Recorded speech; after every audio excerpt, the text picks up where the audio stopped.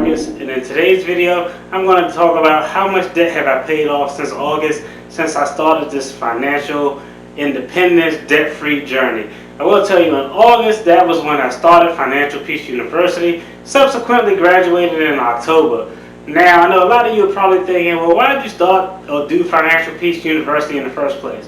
Well, it was a few reasons. First of all, it was only $125, so I wasted way more than $125 on much stupider stuff than Financial Peace University. So I said, this could be a good investment.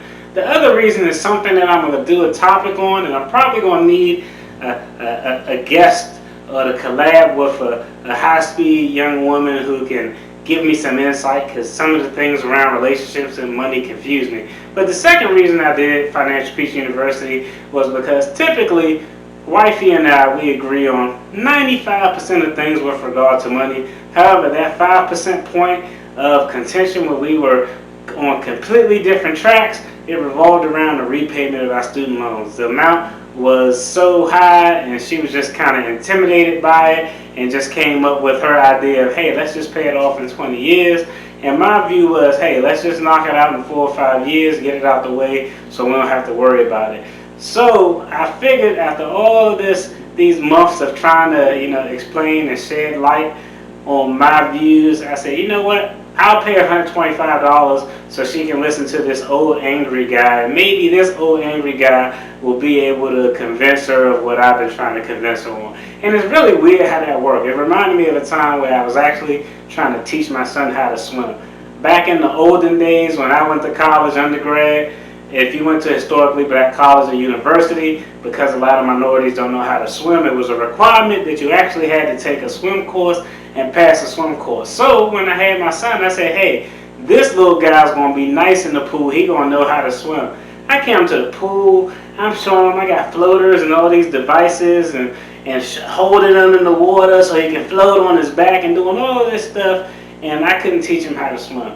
But I hired some rando guy, stranger from a swim program, to teach him how to swim, and I just sat there and watched, and in 3 or 4 weeks this joker was jumping in 12 feet and he wasn't but yay tall. So a lot of times people are more receptive to hear things from a stranger than they are from you. It doesn't necessarily mean that they're ignoring what you try to say, but sometimes that stranger point of view may be able to shine a little bit of light or give a subject a little bit more clarity than you could have.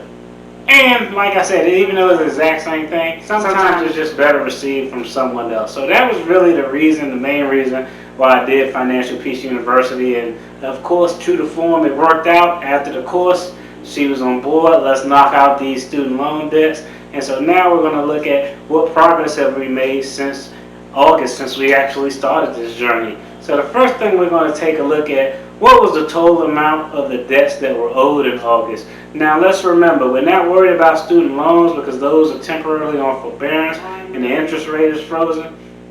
And for the first part of this video, we aren't going to worry about the debt that was paid to the principal of my primary mortgage or my rental property that I still owe a mortgage on. Right now, let's take a look at what was owed on all the consumer debt back in August of 2020. Now we're going to take a look at all of these debts that were owed in the total amount back in August 2020 when this journey started. Let's take a look.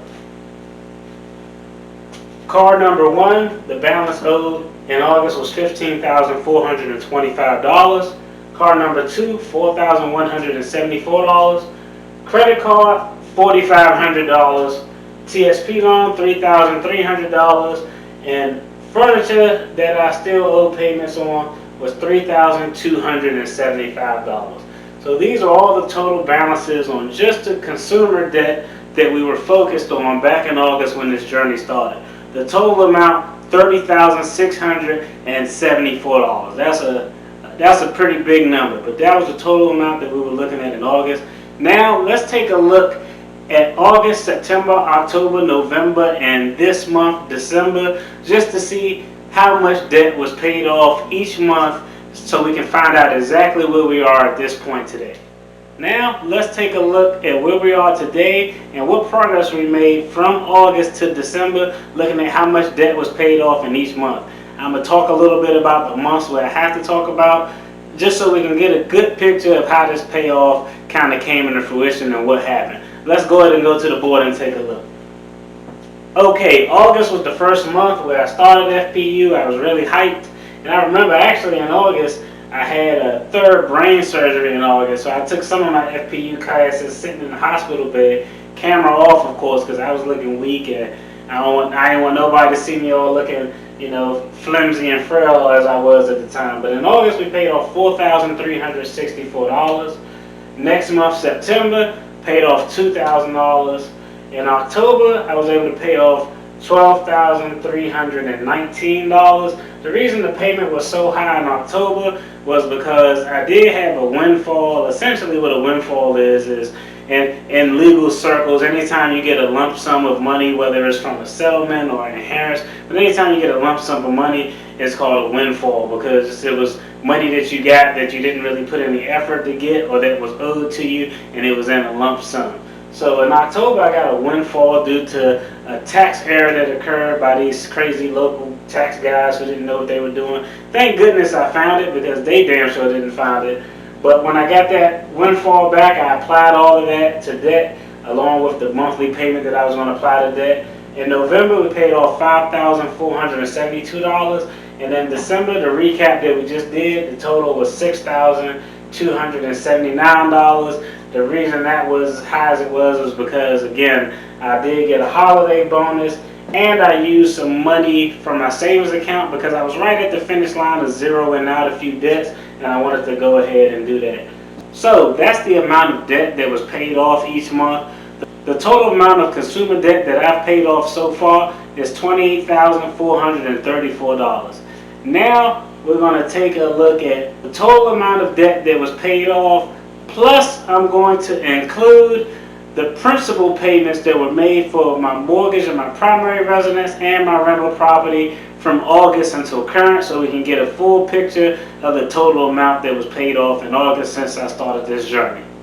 Now I'm going to talk about the total amount that I paid towards the principal each month with my primary residence as well as my rental property. That amount is $2,213. $2,213, let's multiply that by 5 from the time of August up until December where those payments were made. That gives us an amount of $11,065. Now, again, we're going to take in the total amount that was paid towards consumer debt. That amount was $28,434. So when we add those two numbers up for the total amount of debt payoff that I made and the progress I've made since August, that total amount is $39,499, with some of that being taken from savings, some of that from a windfall, a large sum of money, or a larger sum of money that I got at one period of time that I applied towards debt. I really didn't want to do a snapshot for the entire year because I really didn't buckle down and get focused on trying to eliminate this debt until August. So I really just wanted to give a snapshot from the time where I actually started kind of taking it serious and I started the whole Financial Peace University course that I subsequently completed. Again, it doesn't matter if you have a snowball or a snowflake, as long as you're being consistent, making some progress. You're going to have some months where you can double up payments and throw it at debt, and you're going to have some months where things may happen where you can't put anything towards the debt. Just because you don't put anything towards it doesn't mean that you fell off, and even if you do fall off, make a purchase that you really didn't plan for, you can always get back on and keep going. So I appreciate everybody for tuning in. Like, subscribe, comment. If you got any questions, anything you want me to see, leave it in the comments below and I'll definitely get back to you. And I'm going to holler at y'all before New Year's.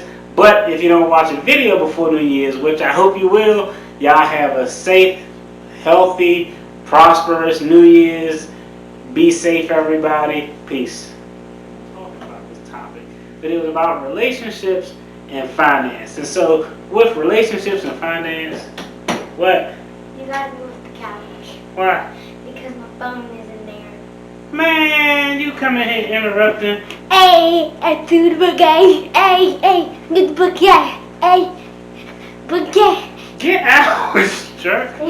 How you drop this?